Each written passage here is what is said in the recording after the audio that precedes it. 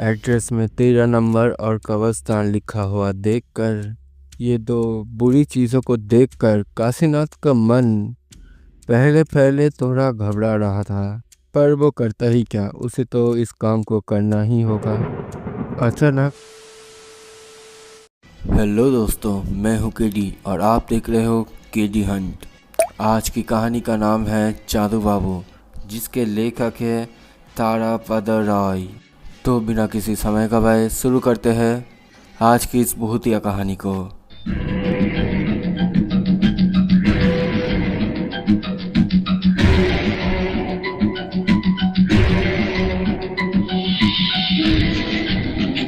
ठंड का मौसम शुरू हो चुका है और अभी शाम होने वाला है। इस मौसम में शाम जल्दी ही हो जाता है और ऊपर से दोपहर के समय थोड़ा बारिश भी हुआ था। अभी फिलहाल बारिश नहीं हो रहा, पर अभी तक काला बादल आसमान को घेर के रखा है और हवा भी बह रहा है। काशीनाथ थोड़ा तेजी से चल रहा था और अपने मन ही मन सोच रहा था, आज दिसंबर का 18 तारीख है और इस समय कभी कभी तूफानों के साथ बारिश भी होता है। काशीनाथ एक कुरियर कंपनी में काम करता है। चिट्ठियाँ और छोटी मोटी चीज़ें एड्रेस के हिसाब से पहुंचा देना, यही उसका काम है। पर आज वो जिस इलाके में आए हैं, इस इलाके को वो ज़्यादा अच्छे से नहीं जानते। इस इलाके के लिए उसके कुरियर कंपनी का एक अलग आदमी रहता है, पर वो बंदा आज काम पर नहीं आया है, इसलिए काशीनाथ को इस इलाके में आना पड़ा।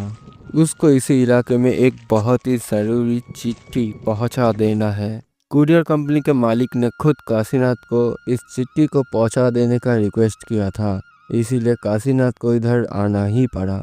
यह इलाका पहले तो बहुत ज़्यादा सुनसान था, पर अभी आसपास कुछ खड़े देखा जा सकता है और कुछ जगह पर लोगों का रहना भी शुरू हो चुका है। यही सब चीज़ें सोचते सोचते काशीनाथ आगे बढ़ रहा था।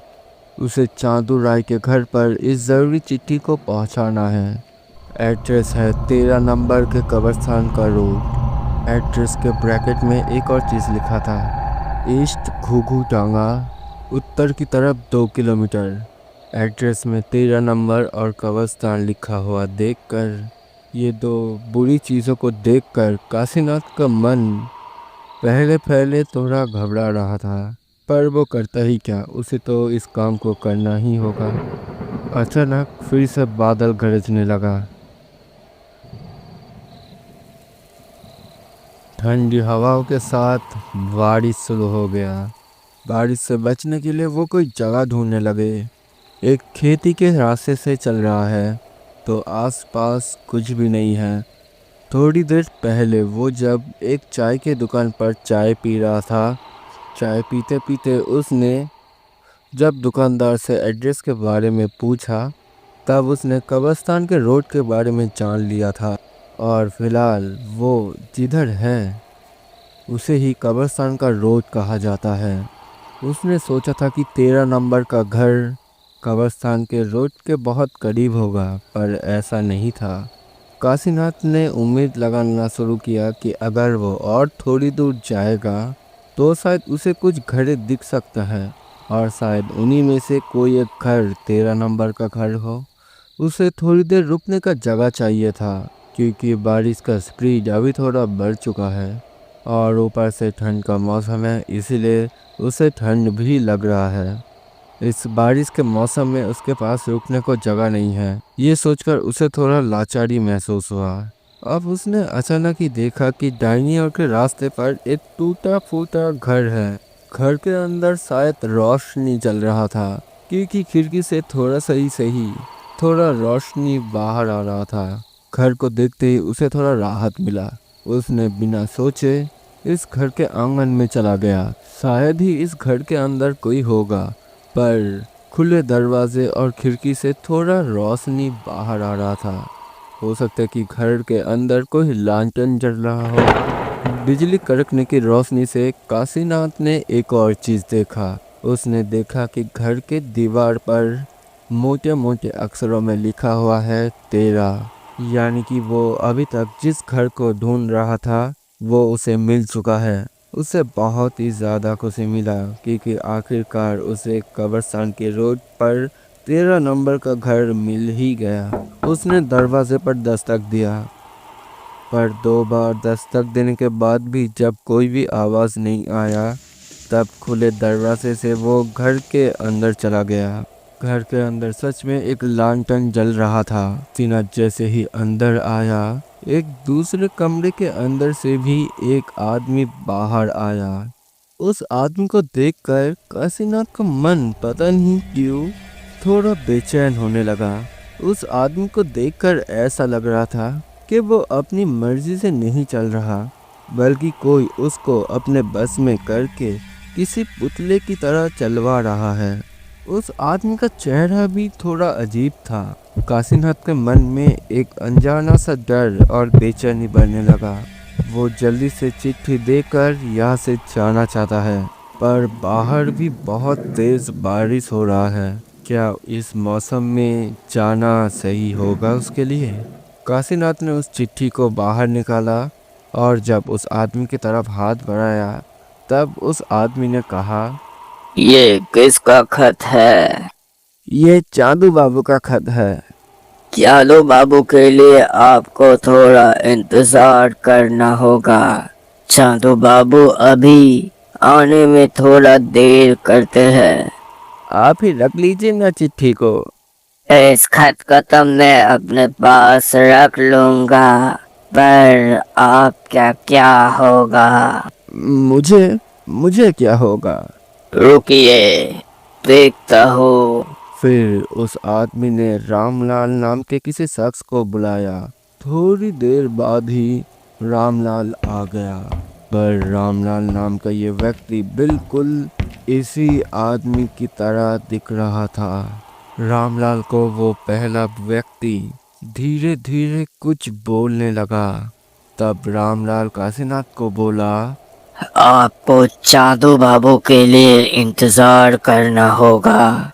उसके कुछ ही सेकंड्स बाद फिर से एक और आदमी घर के अंदर आया, और वो भी लगभग इन्हीं दोनों की तरह ही दिख रहा था। फिर ये व्यक्ति भी बाकी 2 व्यक्तियों के साथ कुछ बातें किया और कहा, आपको चांदू बाबू के लिए थोड़ा इंतजार करना ही होगा।